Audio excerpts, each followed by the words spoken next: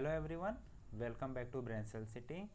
ये जो क्वेश्चन है इसे पूछा है हरी ने, और उनका क्वेश्चन ये है कि integrate the given function and the function is 1/sin x into cos cube x D x.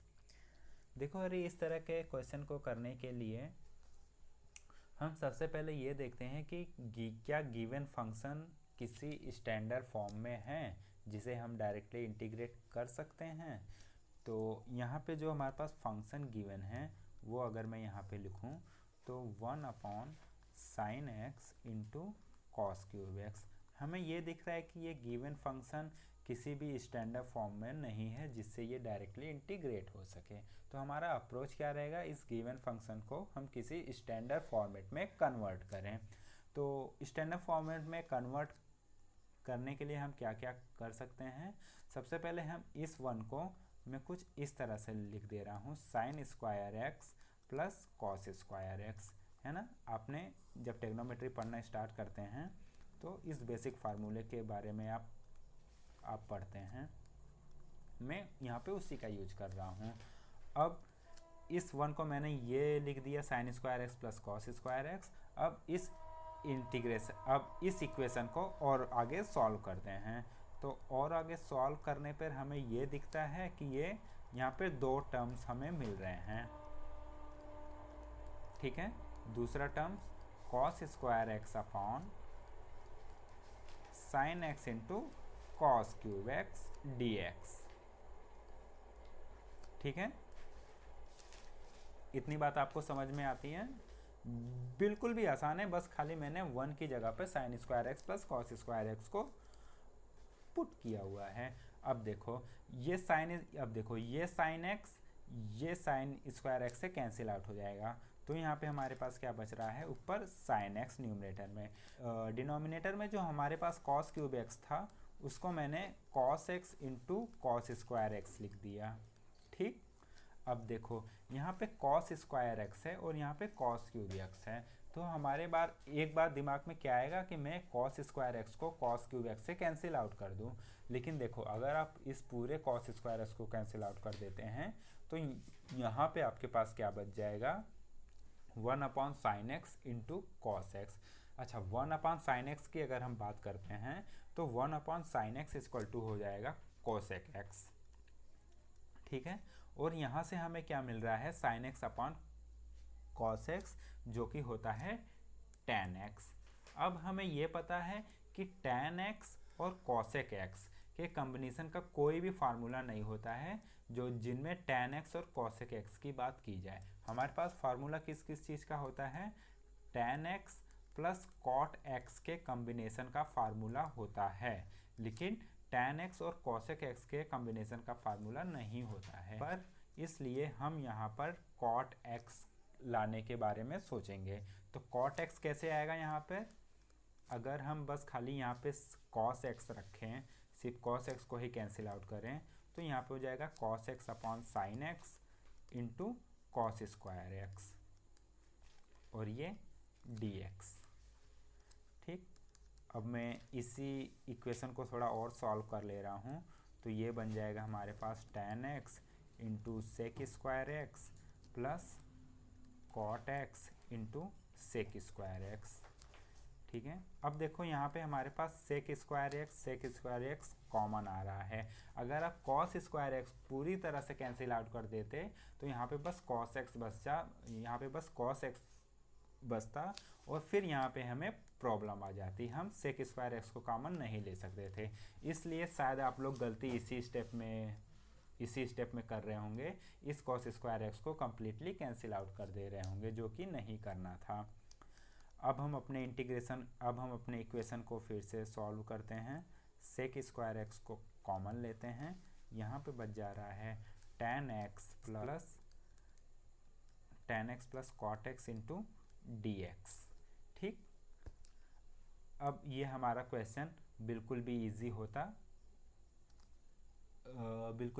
होता जा रहा है। हम ये देख रहे हैं कि ये क्वेश्चन अब सब्स्टिट्यूशन में कन्वर्ट हो गया है। इंटीग्रेशन में आपने एक मेथड पढ़ा होगा, इंटीग्रेशन बाय सब्स्टिट्यूशन मेथड। तो हम यहाँ पे सब्स्टिट्यूशन मेथड का ही यूज़ करेंगे और इस tan x को, ठीक है, और इस tan x को हम क्या सब्स्टिट्यूट कर रहे हैं, t, ठीक है। अब इस tan x का डिफ्रेंसिएशन करने पे हमें मिल जाएगा sec square x dx equal to dt। यहाँ से अगर हम dx की वैल्यू निकालें तो मिल जाएगा dt upon sec square x। अब देखो अपने इक्वेशन में जहाँ जहाँ tan x है वहाँ वहाँ हम क्या पुट करेंगे, t, और इस dx की जगह पे क्या पुट करेंगे, dt upon sec square x। तो हमारा इक्वेशन कुछ इस तरह से बन जाएगा, sec square x tan x की जगह पर t प्लस, अब देखो cot x है तो cot x को हम लोग क्या लिख सकते हैं, 1 अपॉन tan x, और इस x की जगह पे मैंने क्या लिख दिया, 1 अपॉन, और इस tan x की जगह पे मैंने क्या लिख दिया, t, तो ये बन गया 1 अपॉन t, और ये जो dx है dx की जगह पर हम लोग लिख देते हैं dt upon sec square x। अब देखो ये जो हमने sec स्क्वायर x बचा के रखा था वो यहाँ पे काम आ गया, क्योंकि ये sec स्क्वायर x इस sec स्क्वायर से कैंसिल आउट हो गया। अब आपका जो क्वेश्चन था हरी वो बिल्कुल भी इजी हो गया है, ठीक। बस हमें कुछ स्टेप्स और करने हैं और आंसर हमारे पास सामने ही होगा। अब इसका ठीक है, सॉरी यहाँ पे मैं t लिख देता हूँ, dt plus 1 upon T into D T. 1 upon T का इंटीग्रेशन, ठीक है, 1 अपॉन टी का integration T square upon 2 plus 1 upon, sorry, T का integration T square upon 2, 1 upon T का इंटीग्रेशन लॉग टी, और ये सी। अब हम क्या करेंगे, ये तो हमारे पास अपने एक्सप्रेशन की वैल्यू आ गई। अब बस हमें t की जगह पर क्या पुट करना है, tan x, और आंसर हमारे सामने होगा। तो ये बन जाएगा tan square x upon 2 plus ये बन जाएगा हमारे पास log tan x और ये कांस्टेंट c। तो जो फाइनल आंसर होगा हरी वो ये होगा tan square x upon 2 plus log into tan x plus c। तो सबसे पहले हमने क्या किया है कि देख रहे हैं कि जो हमारा गिवन फंक्शन था वो किसी स्टैंडर्ड फॉर्मेट में नहीं था, तो उसे स्टैंडर्ड फॉर्मेट में कन्वर्ट करने के लिए हमने इस वन को sine square x plus cos square x लिख दिया। फिर अब हम ये देख रहे हैं कि यहाँ पे कुछ टर्म कैंसिल आउट हो रहे हैं, तो उसको हमने आपस में कैंसिल कर दिया। यहाँ पे हमारे पास tan मिल रहा था, तो इसीलिए इस टर्म में हम कॉट लेने की कोशिश करेंगे, जिसके लिए हमने यहाँ से बस सिंगल कॉस को ही कैंसिल आउट किया हुआ है। तो इस स्टेप में हमने कुछ इस तरह से हो गया। फिर sine x upon cos x को tan एक्स और इसको 1 अपन कॉस स्क्वायर एक्स को सेक स्क्वायर एक्स को लिख दिया। अब इतना लिखने के बाद हमने ये देखा कि ये जो क्वेश्चन था वो सब्स्टिट्यूशन मेथड की तरफ मूव कर रहा था, तो हमने with the help of substitution method tan x को t के बराबर मान लिया और उसका डिफ्रेंसिएशन किया, तो हमें dx equal to D T by sec square X मिल गया। फिर इस tan x को हमने t और dx को dt by sec square x को सब्स्टिट्यूट किया। फिर अपने क्वेश्चन को थोड़ा और सॉल्व किया, तो हमें